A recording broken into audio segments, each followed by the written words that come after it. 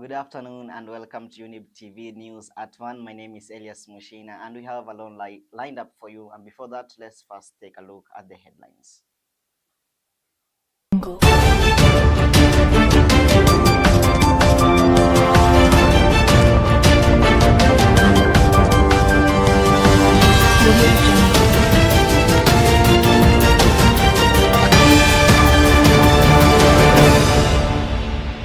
Nyota ni fire si fire.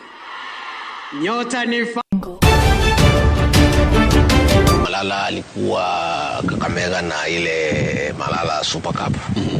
Alafu akapata homa kali sana. Okay. Katika timu yangu yote tulijua hao ni watu ya Ruto, ni maspai. We call democratizing wealth. And we are democratizing ownership of seconds. It is going to be owned by Kenyans.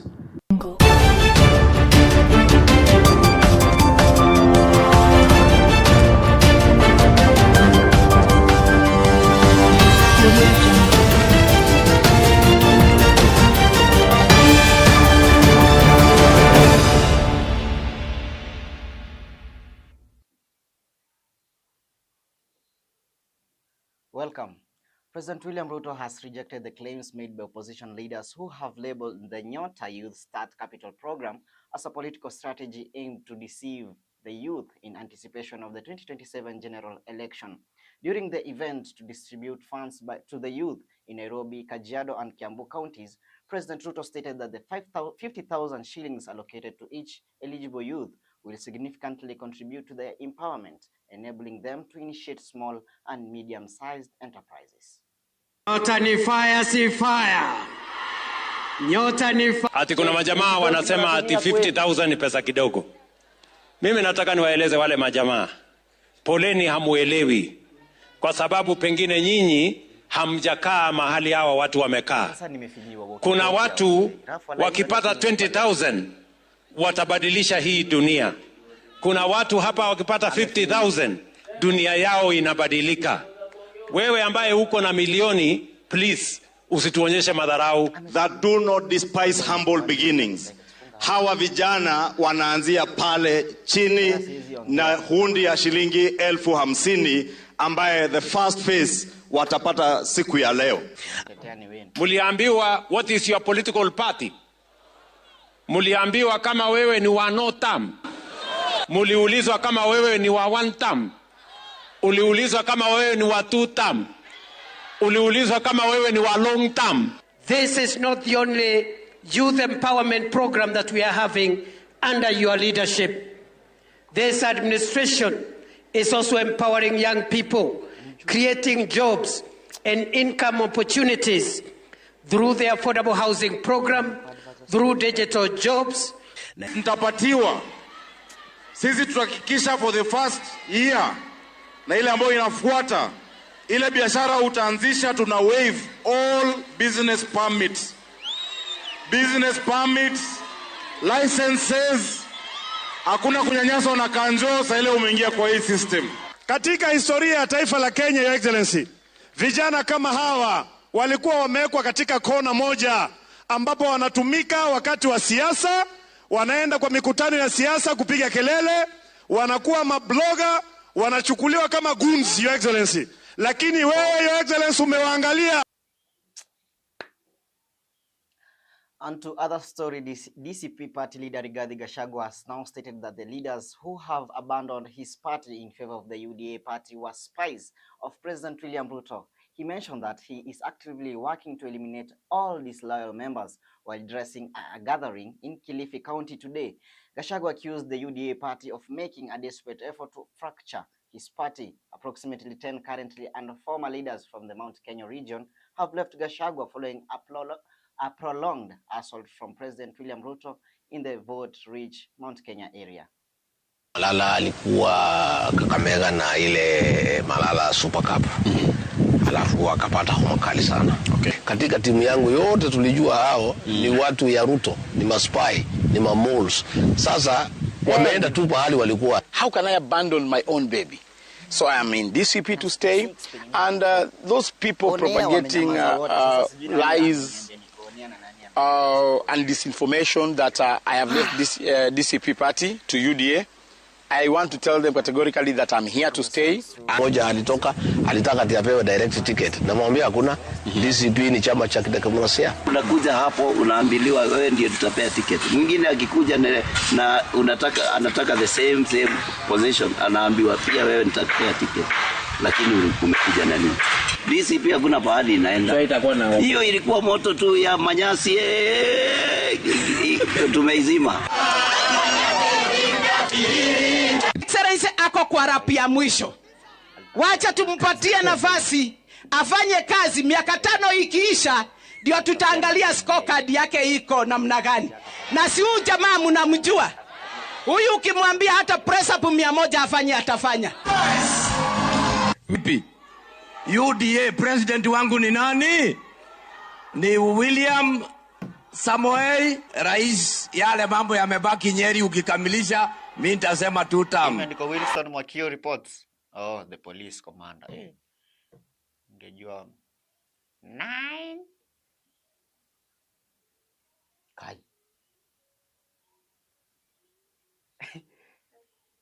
On Monday, 7 individuals lost their lives and 11 sustained injuries when a truck collided with 2 matatus in Kikope located in Gilgil, Nakuru County. Reports indicate that the truck was traveling towards Nakuru when the driver lost control, resulting in a crash with the matatus that were moving in the opposite direction. Wilson Mwakio, the police commander of Gilgil sub-county, confirmed that 5 individuals died at the scenes, while 2 others later passed away at St. Mary's Hospital in Gilgil. Dereva alimejaribu kucontrol hiyo gari Nissan, lori imemchukua mpaka mahali alikuwa. Imemsukuma ikamulalia hiyo Nissan na watu kadhaa wakapoteza maisha. Naye lori ikaenda kama inapanda mlima. Ikagonga gari nyingine Nissan ilikuwa kando. Ikagonga ikachukua zote zilikuwa kando ikasigonga. Tulikuwa tunasafiri gari moja kutoka Nakuru. Trailer ime lose control. Ikakuja wrong side. Ikagonga hiyo gari ndogo.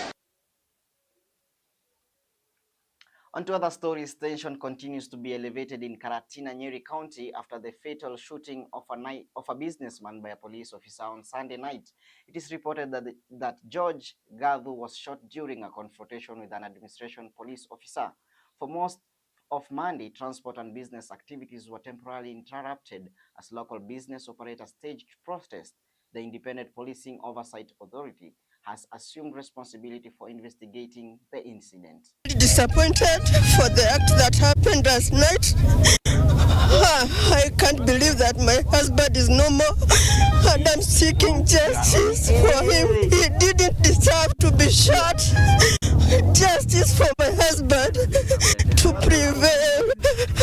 It's my humble request to the government to follow that case, because of recent we have seen young people being killed. He was only 40 years at the prime age. He has left behind the wife and the 2 children. Sisi tunataka haki ya mtoto wetu kwa sababu aliuawa kiunyama, kiusaliti, na sisi tunataka haki ya mtoto wetu.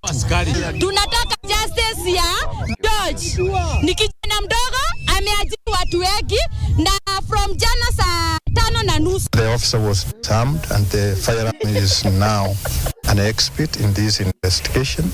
It will be taken to Nairobi for ballistic examination. The officer was also taken into custody and is now a visitor or client of the IPOA.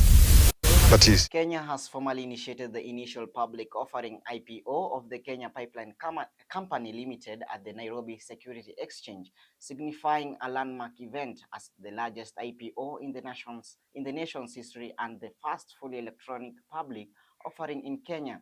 This transition will make 65% of KPC's issued ordinary shares available to the public at 9 per share, enabling both Kenyans and international investors to invest in one of the country's most vital energy infrastructure firms.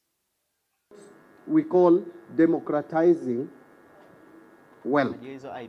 And we are democratizing ownership of KPC. It is going to be owned by Kenyans. Asset disposal, as some people are trying to make it appear. We all know that our economy is at a critical turning point. And to sustain the economic achievements realized thus far, both at the macro and fiscal level, that is reduced inflation or low inflation as we see today, the interest rates which have started showing clear signs of coming down, currency stabilization that has been of benefit to us, and especially exporters of goods and services. GDP will have 5% of the ownership offered to them. The oil marketing companies, 15%. The local retail investors, 20%. The local institutional investors, like pension funds and others, insurance companies, are offered 20%. The local retail investors is you and I, the individual people.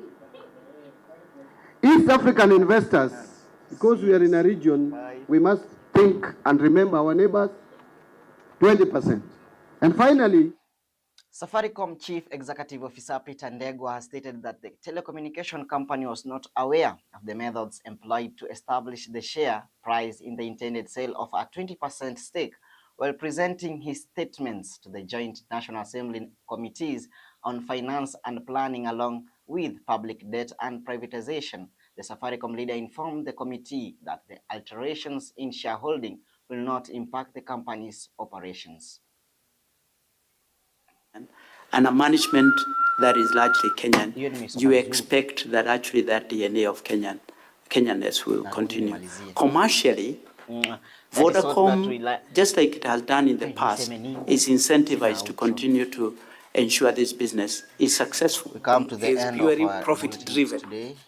And of course, all these investments you make on your CSR projects, will eat into the profits of Safaricom. So what guarantees are you giving this committee that those programs will continue and they will continue in the same scale of growth? Did the Kenya government possess any preemptive or contractual or veto rights regarding? And that story from Safaricom takes us to the end of news today, Younib TV at 1. My name is Elias Muchina. Do have yourself a wonderful day. Goodbye.